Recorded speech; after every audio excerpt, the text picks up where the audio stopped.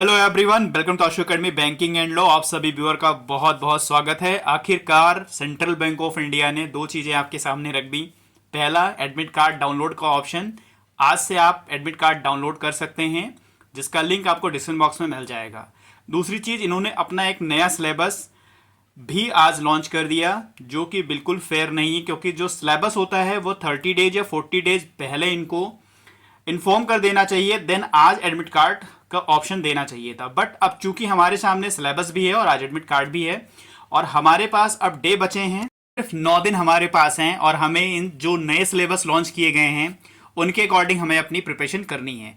एक बात और, जो पुराना इनका सिलेबस था या जो अब तक जितने भी प्रोफेशनल वाले लॉ के क्वेश्चन पूछे जाते हैं, तो आरआरबी में 40 क्वेश्चन पूछा जाता है, बाकी जितने भी आते हैं उसमें 50 या 60 प्रश्न पूछे जाते हैं आपके लॉ के। इसमें लीगल स्ट्रीम में टोटल 30 क्वेश्चन पूछे जाएंगे, जिनमें बैंकिंग अवेयरनेस भी ऐड कर दिया गया है। तो यहां पर हम पूरी डिटेल सिलेबस की देखेंगे और उसके साथ ही साथ ये देखेंगे कि इन 9 दिनों में हम कैसे पढ़ें, कुछ नया पढ़ें या सिर्फ रिवीजन करके पढ़ें, हमारा पेपर क्रैक कैसे होगा, इसके बारे में मैं थोड़ी सी राय आपको दूंगा। अगर आपने अपनी स्ट्रेटजी बना रखी है तो उसके अकॉर्डिंग आप पढ़िएगा, नहीं तो थोड़ी सी मदद मैं आपकी कर सकता हूं। आइए पहले सिलेबस को डिस्कस कर लेते हैं, उसके बाद हम आपको बताएंगे कि आप अपने प्रिपरेशन को कैसे अच्छे से प्रिपेयर करें। तब तक के लिए आप वीडियो को लाइक कर दीजिएगा, अपने दोस्तों के साथ शेयर कर दीजिएगा। चैनल पर अगर आज नए आए तो चैनल को सब्सक्राइब जरूर करिएगा और टेलीग्राम का लिंक डिस्क्रिप्शन बॉक्स में दिया गया है, उससे जरूर जुड़िएगा। वहां पे ढेर सारी इंफॉर्मेशन आपके लिए शेयर की जाती हैं।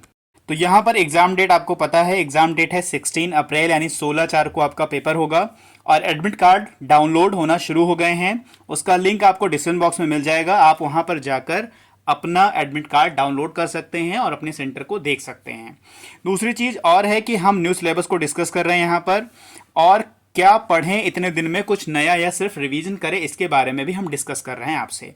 साथ ही में टेलीग्राम का लिंक डिस्क्रिप्शन बॉक्स में दिया गया है, टेलीग्राम से अवश्य जुड़ जाएं, क्योंकि जो भी नोटिफिकेशन है या एग्जाम डेट या जो आपकी एडमिट कार्ड का लिंक है वो आपको टेलीग्राम में भी शेयर कर दिया जाता है। यहाँ पर आप देख सकते हैं सेंट्रल बैंक ऑफ इंडिया ने अपना एक इंफॉर्मेशन हैंड आउट रिलीज किया है, जिसके बारे में जितने भी पोस्ट थे, सबसे पहले इनमें इनका इंटरव्यू सिर्फ होना था, देन एग्जाम डेट रिलीज हुई और अब इनका इंफॉर्मेशन हैंड आउट भी रिलीज हो गया है।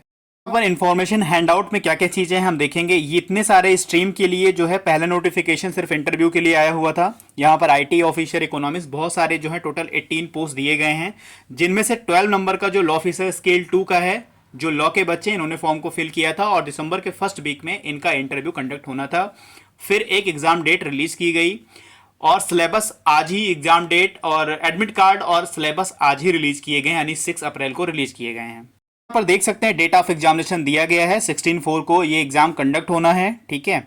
और ढेर सारे इंट्रोडक्शन दिए गए हैं, तो ये सारा चीज़ आपको टेलीग्राम में मिलेगा हमारे, वहाँ पर जाके पढ़ लीजिएगा। जो यहाँ पर इंपॉर्टेंट है वो हम आपसे डिस्कस कर लेंगे, जो एग्जामिनेशन का पैटर्न है वो हम यहाँ पर डिस्कस करेंगे। यहाँ पर देख लीजिए, online examination, the structure of examination which will be conducted online is as follows. ये है आपका पेपर पैटर्न, जो आपका 16 अप्रैल को पेपर होने जा रहा है, ठीक है। तो यहाँ पर 5 सब्जेक्ट दिए गए हैं आपके एग्जाम के लिए। पहला जो सब्जेक्ट है वो है प्रोफेशनल नॉलेज, यानी अगर आप लॉ के स्टूडेंट हैं तो लॉ से आपके प्रश्न पूछे जाएंगे। बाकी जो और 18 पोस्ट हैं लॉ को छोड़कर, अगर उनसे रिलेटेड हैं तो आपको वहां पर भी उससे रिलेटेड आपसे प्रश्न पूछे जाएंगे। दूसरी चीज है जनरल अवेयरनेस पूछा जाएगा, यानी जीए पूछा जाएगा। वो भी आपका जो special reference to banking awareness होता है, फाइनेंशियल अवेयरनेस होता है, या आप बिजनेस अवेयरनेस कह सकते हैं, तो इनसे रिलेटेड जो प्रश्न होंगे, क्वेश्चन होंगे, वो आपके एग्जाम में पूछे जाएंगे। तो नंबर ऑफ क्वेश्चन कितने होंगे, यानी लॉ के प्रश्न और प्लस बैंकिंग अवेयरनेस के प्रश्न आपके टोटल होंगे 30 क्वेश्चन। 30 मार्क्स के होंगे, बाइलिंगुअल मतलब हिंदी और इंग्लिश दोनों लैंग्वेज में होंगे। यहाँ पर एक क्वेश्चन अराइज ये होता है कि 30 क्वेश्चन है टोटल, तो लॉ के कितने प्रश्न होंगे या बैंकिंग अवेयरनेस के कितने क्वेश्चन होंगे। तो पहली चीज ये है कि जो आपका ये स्ट्रीम है, लॉ स्ट्रीम है, तो आई थिंक सो 20 क्वेश्चन आपके लॉ के होने चाहिए और 10 क्वेश्चन आपके बैंकिंग अवेयरनेस के होने चाहिए। बट मे बी 15 + 15 भी हो सकता है कि 15 क्वेश्चन होंगे आपके लॉ के और 15 क्वेश्चन आपके होंगे बैंकिंग अवेयरनेस के। तो जो ज़्यादा चांसेस है वो 20 + 10 का है, और जो पॉसिबिलिटी भी हो सकती है 15 + 15 का है। तो यहाँ पर आपका प्रोफेशनल नॉलेज और बैंकिंग अवेयरनेस कंबाइंड कर दिया गया है। तो जो प्रश्न आपके शुरू होंगे, पहले या तो बैंकिंग अवेयरनेस शुरू हो जाएगा, या तो लॉ के पेपर शुरू हो जाएंगे, या पहले बैंकिंग होगा फिर बीच में लॉ के होंगे, फिर बैंकिंग होगा, फिर बीच में लॉ के होंगे, तो किसी भी पैटर्न पे ये दिया जा सकता है। आगे कुछ इन्होंने फॉर्मेट दिए हैं प्रश्न के, तो वो भी हम यहाँ पर देखेंगे। दूसरा क्वेश्चन है, जो दूसरा सब्जेक्ट है आपका वो है क्वांटिटेटिव एप्टीट्यूड, जिसके टोटल 15 क्वेश्चन होंगे 15 मार्क्स के। ये भी बाइलिंगुअल होगा, यानी हिंदी और इंग्लिश दोनों में आपको मिलेगा। तीसरा जो सब्जेक्ट है वो है रीजनिंग का। यहाँ पर टोटल सब्जेक्ट जो रीजनिंग के हैं, टोटल नंबर ऑफ क्वेश्चन जो है 15 है, और मैक्सिमम मार्क जो होगा 15 मार्क्स का होगा, ये भी बाइलिंगुअल होगा।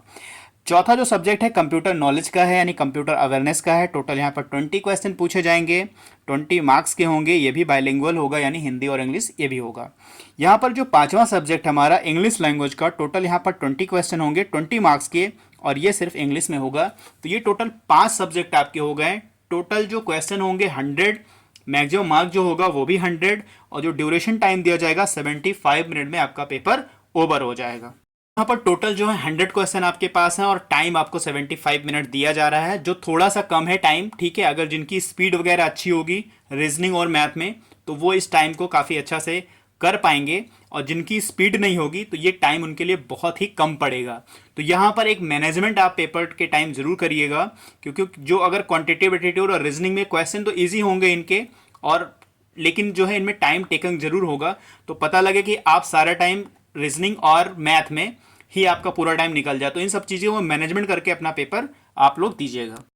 अब आगे देखते हैं कि जो क्वेश्चन आएंगे वो किस फॉर्मेट के आएंगे, ठीक है। यहाँ पर आप देख लीजिए नेगेटिव मार्किंग का भी आपका है प्रोसीजर दिया गया है कि 0.25 होगा नेगेटिव मार्क, तो ये भी ध्यान रखकर आपको पेपर को सॉल्व करना है।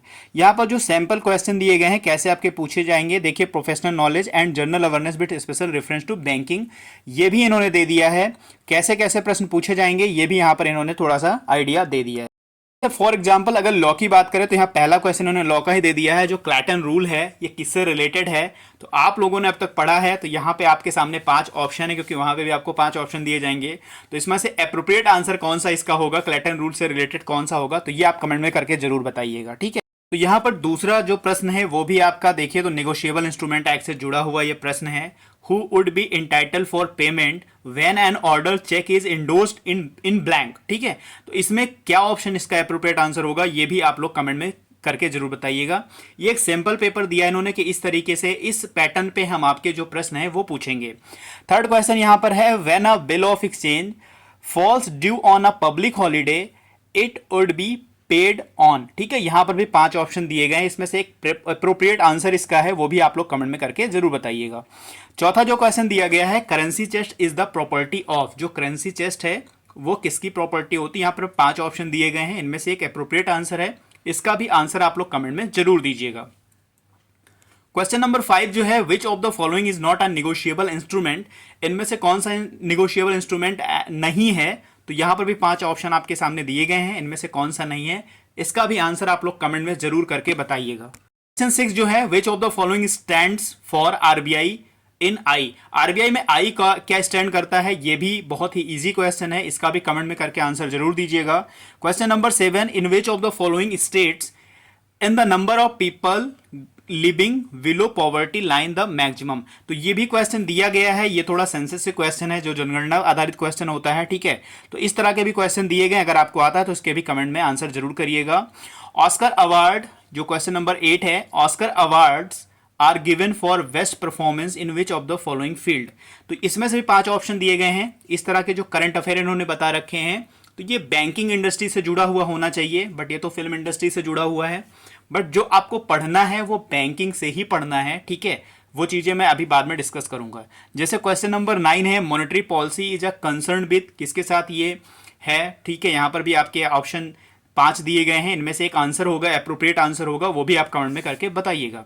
Question number 10, which of the following stands for I in IRDA, जो होता है आईआरडीए इंश्योरेंस वाला, ठीक है। तो इनमें से कौन सा आई फॉर स्टैंड करता है, इसका भी कमेंट में आंसर जरूर करिएगा। 10 क्वेश्चन इन्होंने सैंपल के रूप में दिया है प्रोफेशनल नॉलेज लॉ का, और जो बैंकिंग अवेयरनेस से जुड़ा जो जनरल अवेयरनेस आने वाला है उससे भी जुड़े कुछ इन्होंने क्वेश्चन दिए गए हैं कि इस तरह से प्रश्न आपके एग्जाम में पूछे जाएंगे। अगर हम क्वांटिटेटिव एप्टीट्यूड की बात करें तो यहाँ पर पहले 1 से 3 तक इन्होंने डीआई दे दिया है। एक आपके क्वेश्चन में एक डीआई पूछा जाएगा जरूर, एक या दो डीआई हो सकते हैं जिन पर 3 या 5 क्वेश्चन बेस्ड हो सकते हैं, तो डीआई जरूर पढ़िएगा। अगर आप इस डीआई को सॉल्व कर सकते हैं तो सॉल्व करके इसका आंसर जरूर 1 2 3 करके मुझे जरूर बताइएगा, ठीक है। तो ये है क्वांटिटेटिव एप्टीट्यूड का 1 2 3 तक जो है इसमें डीआई दिया गया है। तो 1 2 3 तक इन्होंने क्या दिया है, डीआई का एक क्वेश्चन दिया गया है, और 4 और 5 नंबर पर इन्होंने काफी इजी क्वेश्चन दे दिए हैं 4 और 5 पे। इतना इजी तो क्वेश्चन आपके एग्जाम में नहीं पूछा जाएगा, बट इन्होंने एक सैंपल दिया है कि इस फॉर्मेट के आपके प्रश्न पूछे जा सकते हैं। अगर आप इसे लगा सकते हैं, इसका आंसर आपको पता है, तो कमेंट में करके जरूर बताइएगा क्वेश्चन नंबर 4 का क्या आंसर हो सकता है और क्वेश्चन नंबर 5 का क्या आंसर हो सकता है। अगला जो सब्जेक्ट है वो रीजनिंग का है। तो रीजनिंग के प्रश्न किस फॉर्मेट पे होंगे ये भी इन्होंने कुछ यहाँ पर बताने की कोशिश की है।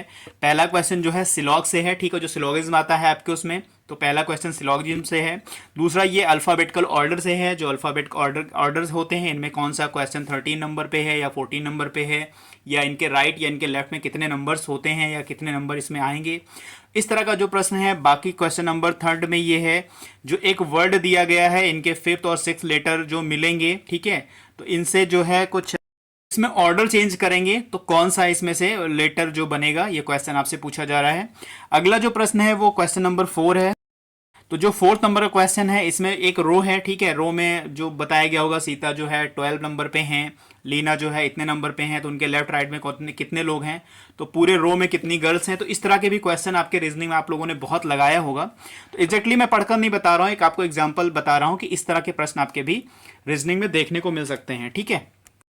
जो सब्जेक्ट है वो कंप्यूटर है। कंप्यूटर में भी देखिए 1 2 3 4, तो इस तरह का क्वेश्चन बताया गया, जैसे विच of the following is a popular computer language, कौन सी है, द फंक्शन ऑफ सीपीयू कौन सा है, every component of your computer is इधर, ठीक है, इस तरह के प्रश्न अब पूछे गए। ओरेकल इज क्या है, ओरेकल क्या है इनमें से, तो इस तरह के कंप्यूटर में भी प्रश्न पूछे गए।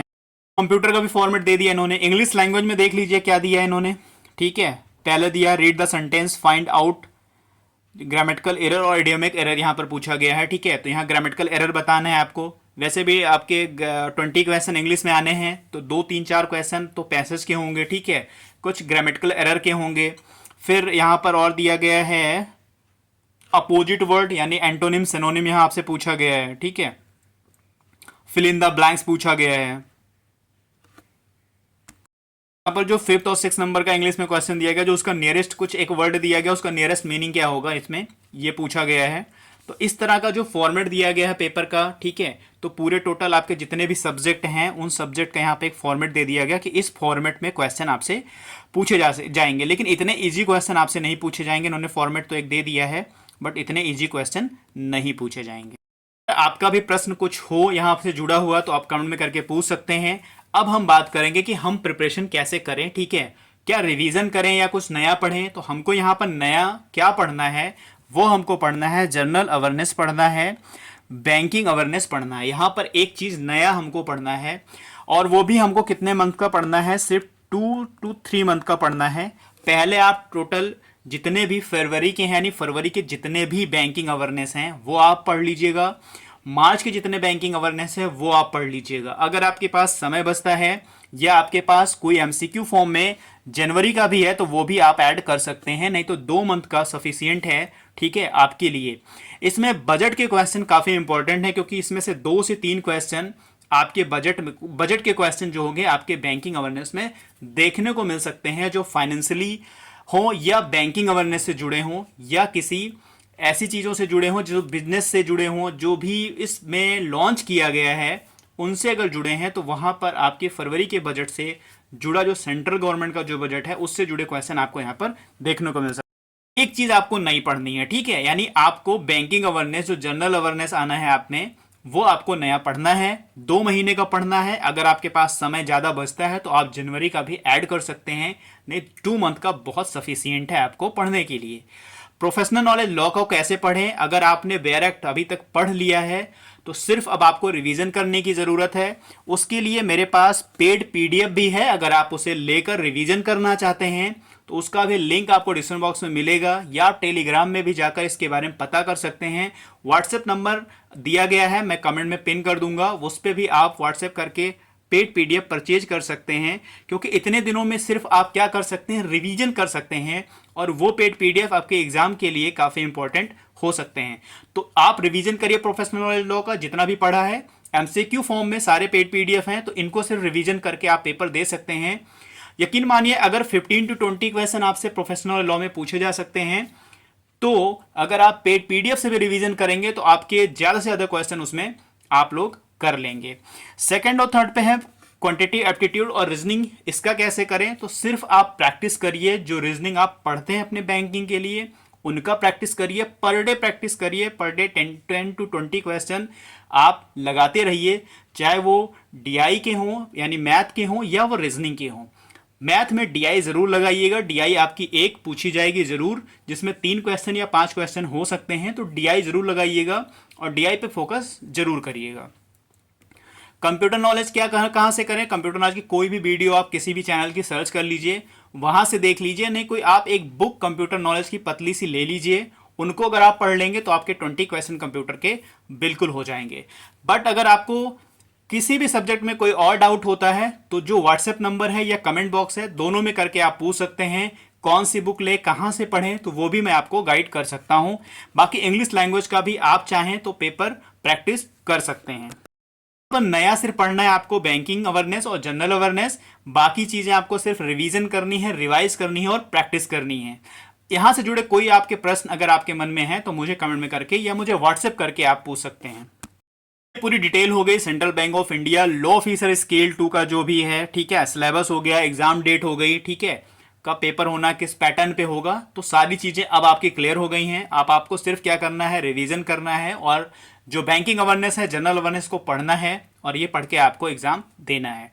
तो ठीक है, सब कुछ डिस्कस कर लिया है। अगर आपका कोई प्रश्न है तो आप कमेंट में करके मुझसे पूछ सकते हैं। तो चलिए मिलता है नेक्स्ट वीडियो में। God bless you to all, thank you for watching.